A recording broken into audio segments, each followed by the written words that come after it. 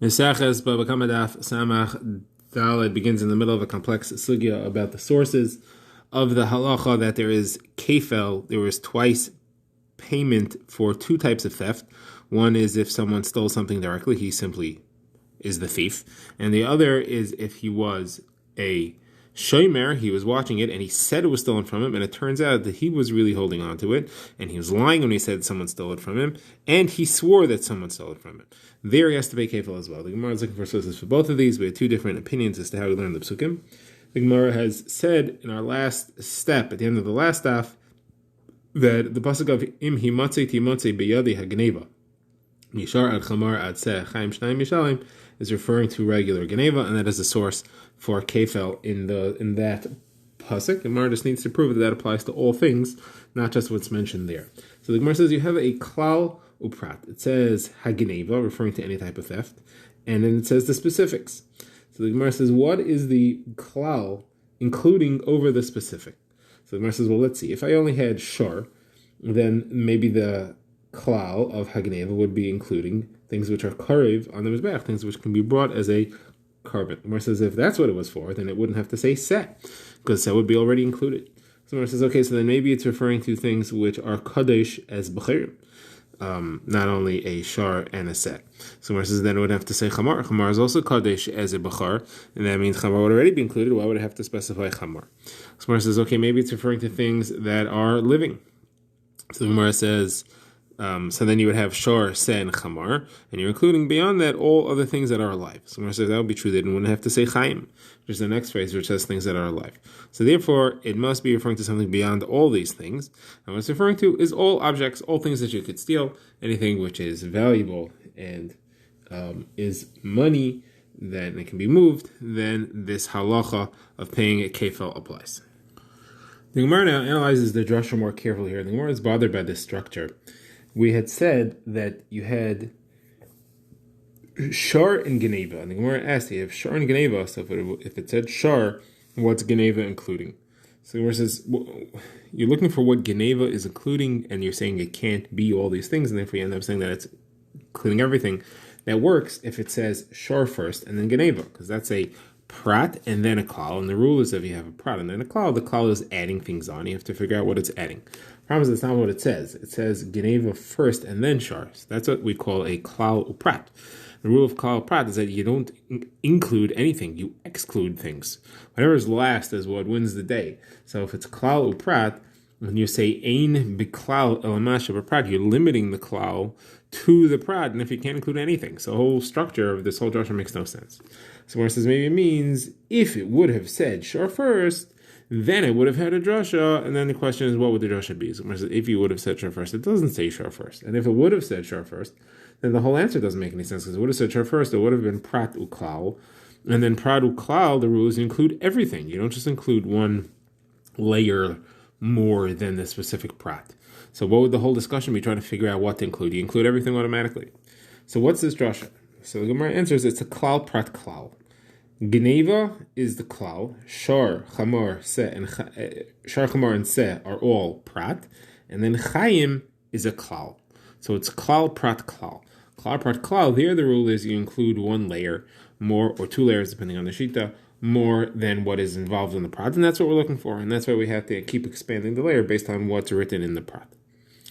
So now the Gemara says, okay, the problem with that is that your klal, your first klal, and your ending klal are not the same. Your first klal is general, everything, ginei, but your last klal is living things. It says chaim.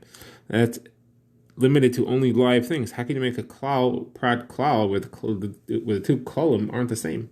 Yeah, it's more general, but it's not the same klal. So the answer is there is an opinion that says you're allowed to do that. There's the opinion of Tana de Rabbi Shmuel that says you're allowed to make a klal prat klal like that. And then the Gemara runs through the entire drasha again, explaining all the steps as to how it works. Except that the Gemara adds a level. It says im himatze timotze. The whole pasuk starts off with a double lashon of himatze timotze biyade. That's an extra inclusory term. That's including something extra. So I want to know what is that himatze timatze for. So the Gemara then goes through the entire klal prat klal, with the first klal being geneva, the prat being shar chamar seh, the last klal being chaim. The Gemara goes through the entire procedure again to figure out what are we including, ending up including everything. The Gemara says based on what? Based on klal prat klal. The problem is that your final klal is chaim. It refers only to living things. And the last klal is the key part of a klal prat klal because that's what's adding on. If you would only have klal prat, you would exclude everything. So it's the klal prat klal that includes everything. And that klal is only chaim. So you can only therefore include living things. And that's what the Gemara says, and that's what himatzi timatzi is for. That's to include all things that are not alive. Now, the Gemara still has a problem here because the Gemara does not look at himatzi timatzi as just a word to include. The Gemara looks at it as two more klalis. Klal and klal, himatze and timatze, two more klalis. Gemara says, how does this work? How does this work as including things? It's just two klalim near each other, klal, klal. So Gemara says you can. There's a drasha format that Ravina brings from Marava, from Eretz Yisrael. You have two klalis together and pratim written later. You can take the pratim, put them between the klalim, and make it a klal prat klal. So you have himatze timatze is another klal klal. You take shar, and then we'll take the other things soon. You take shar, which comes up later, put it between. And you have now himatze, shar, timatze. So that's a klal prat klal. Now what is this klal prat klal including? We already learned from the other klal prat klal, which is from geneva, chamar, and the other things, and ending with chaim. We already learned everything that's living, because that klal prat klal ends with chaim.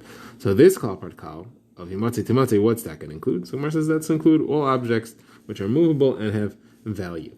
So now the Gemara says, okay, now let's go further. Let's take chamar and put it between himatze timatze. What's that going to include? If it's going to include living things, you already learned that from shar. It's included in shar. So it's to include things which don't have things which have a siman. Anything which has a siman, which can be ascribed to its owner, that's included. So Gemara says, so then what's the seh for? You're going to put seh between himatze and timatze. We're going to learn out of that. Now we've already covered everything. Now we're stumped.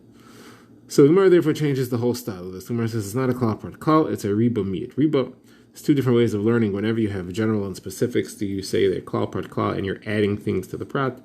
Do you say it's riba miyat riba and you're just taking one or two things off the klal?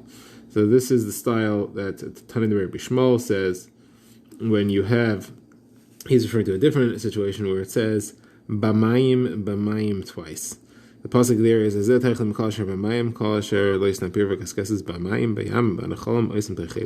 referring to what you're allowed to eat from waterborne creatures. It says b'mayim twice, and it says in between. Rashi learns we're actually not referring to the words b'mayim here. We're referring to b'yamim and b'nachalim because we want it to be like here we have himatze timatze, and you move the prat in between the two. So here you have b'yamim and b'nachalim. Those are your two kolim, and we move the prat in between. Either way, Rabbi Shmuel is not learning it as a klal prat. He's learning it as riba miyat riba, which includes everything except for one thing, and that's what he does there. And therefore, that's what he's going to do here as well. And that includes all the drashas then, so you don't need anything special. Samar says, all right, if that's true, then I don't need shar, chamar, and seh. So why do I have all those things? I could just need one. So the Gemara answers, like we said earlier in the sugya, in the last daf, that each one is to exclude a specific thing. One is to exclude land, one is to exclude avodim, and one is to exclude contracts.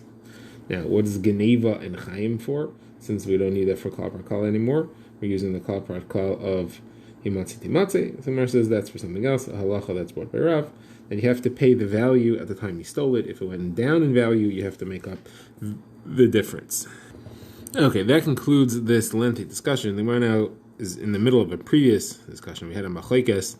If you have two separate psukim for the person who stole himself and the person who claimed that it was stolen from him, and he swore to that, and it turns out that he was holding it. Again, we're trying to find what those two things. We had a machlokes there. One is that you have two psukim, and one is that one pasuk is talking about both, and we're looking for what the other one's for. So the Gemara says now, according to the other opinion, where we don't need this pasuk of himatze timatze because I have a different pasuk for it, as we originally said in our first set of psukim. He has one for where he stole himself and one for when he's the shamer who said it was stolen from him. So now what's he going to do with this himatze timatze? Because now that's extra. So the Gemara says that his drasha from himatze timatze will be in a case where somebody admits to it, that is, he admits to a knas that he owes. Now this is the halacha of moide b'knas pater, somebody who admits that he owes a fine. He's pater even if witnesses come afterwards. So this is a drasha of Rav Bar Ahiloi. He says it's learned from himatze timatze. Himatze, the first himatze means witnesses came. The second himatze means the judges were going to make him pay, that's only in a case where witnesses came, that we make him pay, not where he admitted on his own. Any case where he admitted on his own, there is no knas, there is no extra. And even if witnesses come later, as long as you're mechayiv him because he admitted on his own, he doesn't have to pay the kefel, he doesn't have to pay the knas. Okay, so this is going to be very good. According to the other opinion, how am I going to learn the p'tur of a moide b'knas and then witnesses come? How do I learn that he doesn't need to pay that? Mar says that's from Me'asher Yashin Alikim. From the judges make him guilty, he's the one who has to pay knas, and not somebody who makes him self-guilty, even if witnesses come afterwards. So Mar says, okay, according to the other opinion, what is Asher Yashin Alikim for? So Mar says that is for a regular moide b'knas, where witnesses don't come afterwards. The other opinion, the Gemara says, holds that if somebody is moed b'knas and then witnesses do come, he actually is chayiv, and therefore he doesn't need a source for that. So the Gemara says, okay, very good. According to this opinion, I understand now this entire drasha is for moed b'knas when Edom arrive. However, back to the klal part klal, what do we have to specify? Shar chamor and seh. According to the other opinion, we said to exclude shtar and Edom. But now, according to this opinion, we already excluded that from the previous pasuk where it says Shar Chamar and Seh. And therefore, what's it for here? So the Gemara answers, you're right, it's not for anything. The entire parsha is repeated. The entire pasuk is repeated because of the chiddush of Himatzi Timatzi. So every repeated parsha has to have at least one chiddush. That's the chiddush. The rest is just really repetition. The Gemara asks, we have another problem here, though, and that's this drasha that the person who stole it himself has to pay kefil is now referring to a situation where there was a shvu involved. So maybe he only has to pay kefil when he swore falsely that he didn't steal it. How do you know that if he didn't swear falsely, that he has to pay kefil anyway? Now, in the case where he said someone else stole it from him, there the halacha really is, you only have to pay kefil if you swore falsely. But here, the guy himself was the thief, and he just stole it straight without being a shaymer.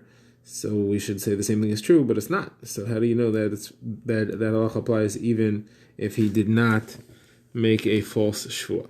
So that the Gemara answers, because you have a kal v'chomer, from a situation where the guy was a shomer and he got it beheter, and then he stole it by claiming someone else stole it from him.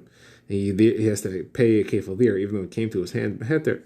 The case where he stole it straight from someone else and it came to his hand be'isr, kal v'chomer, he has to pay a kefil there. That would have been a simple source that you have to pay kefil. What's the whole klat prat kal, the whole drasha? What's that all for? I don't need any of it. So therefore, it must be coming to, the reason I have two is to include even a situation where he didn't swear falsely. That's the extra chiddush that's involved. If I would have only had the kal v'chomer, it would have been limited to where he swore falsely. That's what the whole drasha is for. So there's one final kasha. We had a limit from himatze timatze. The problem is himatze timatze is used for something else, because the pasuk says that if it's found biyadei, himatze timatze biyadei hagneva. How do you know that if it's found somewhere else, he's also responsible? Let's say it's found on his roof, his yard, or in his karfef, in his open area for storage. So how do you know there that he is chayav kefil of that as well? And the Gemara has a drasha because it says himatzi timatzi, a double lashon to include all kinds of places that it's found. So you see, himatzi timatzi is for something else. It's not available for this whole drasha. So Gemara says no. There's two things because of the fact that it switches from himatzi to timatzi. If it would have said himatzi or timatzi, you would have only one drasha. Because it says himatzi, there's room for two drashas. Both the fact that it's found somewhere else and our klal, and that's why you have all the sources.